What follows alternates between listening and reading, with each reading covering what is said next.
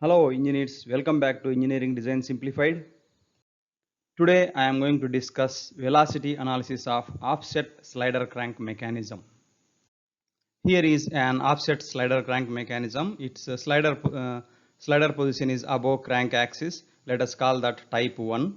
And here we have lengths L4, L2, L3 and offset E.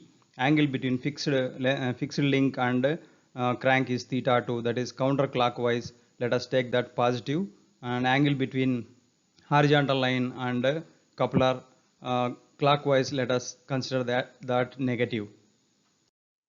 Velocity of slider C with respect to crank axis A can be found graphically by drawing a line AB that is perpendicular to crank AB and another line BC that is perpendicular to coupler BC. So joining line A and C we get slider velocity with respect to A. So in the next slides let us derive equations. Now let us write equations, displacement equations along x and y axis. So first x axis, along x axis we can write equation as L4 equal to L2 cos theta 2 plus L3 cos minus theta 3. So cos minus theta 3 will become plus cos theta 3. So we get L4 equal to L2 cos theta 2 plus L3 cos theta 3. Let us call that equation 1. And similarly displacement along y axis can be found by writing equation like E equal to L3 sine minus theta 3 equal to L2 sine theta 2. So this one plus this one equal to this one. So we get E minus L3 sine theta 3. Sine minus theta 3 will become sine theta minus sine theta 3. So we get E minus L3 sine theta 3 equal to L2 sine theta 2.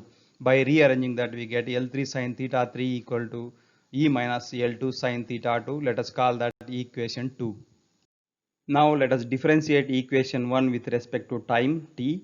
So we get L4 dot equal to minus L2 omega 2 sine theta 2 minus L3 omega 3 sine theta 3.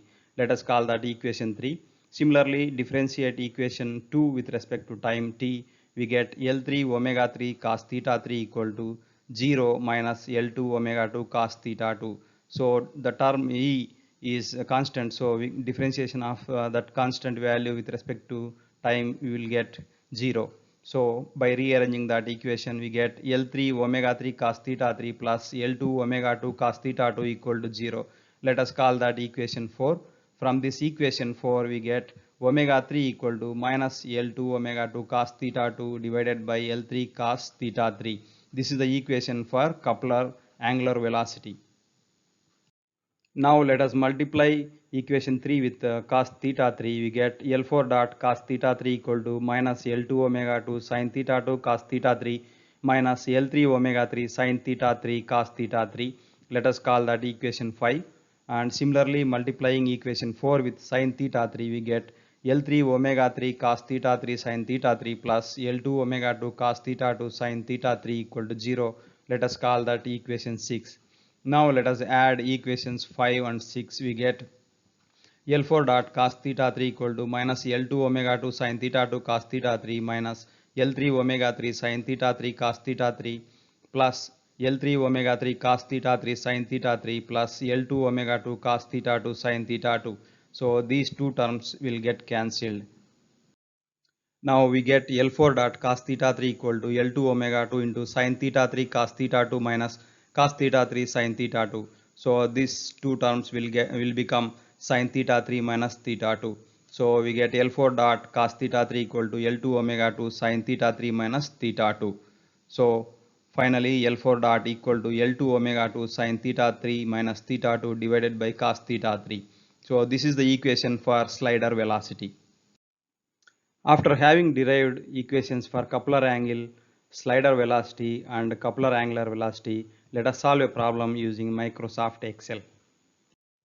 In this problem we have crank length L2 480 mm and coupler length L3 1600 mm and offset E 100 mm. Crank speed is 191 rpm, that is constant, and this can be converted into angular velocity of crank, and that will become 20 radians per second. So this column is crank angle, and these two values 2.76 and 185.12 are discussed in previous video, and these values coupler angle in degrees and position of slider and slider displacement also discussed in the previous video. So this time is calculated using this equation here, and angular velocity of coupler and slider velocity are calculated based on using the based on previously discussed equations. So here at 2.76 degrees of crank angle, that corresponds to zero displacement, we get slider velocity is 0. Again similarly at 185.12 degrees of crank angle, where slider displacement is maximum, we get again slider velocity is 0. So the angular velocity of coupler is 0 at 90 degrees of crank angle as well as at 270 degrees of crank angle. So in the next slides, let us see the plots. This graph is crank angle versus slider velocity. On horizontal axis, we plotted crank angle from 0 to 360 degrees at an interval of 30 degrees, and on the vertical axis we plotted slider velocity. So the graph looks like this, and we also plotted here time versus slider velocity, so that also a similar, we also get a similar curve. And here on horizontal axis we plotted time in seconds, and on the vertical axis again slider velocity. So in the next slide, let us see coupler velocity. In this graph, we plotted crank angle versus coupler velocity. So again, crank angle on the horizontal axis from 0 to 360 degrees at an interval of 30 degrees. On the vertical axis, coupler velocity. And the graph looks like this. And here we also plotted time versus coupler velocity, time on the horizontal axis in seconds. Again, on the vertical axis, coupler velocity. The graph is a similar one. In the next video, I am going to discuss acceleration analysis. If you like this content, please like, share and subscribe. Thanks for watching.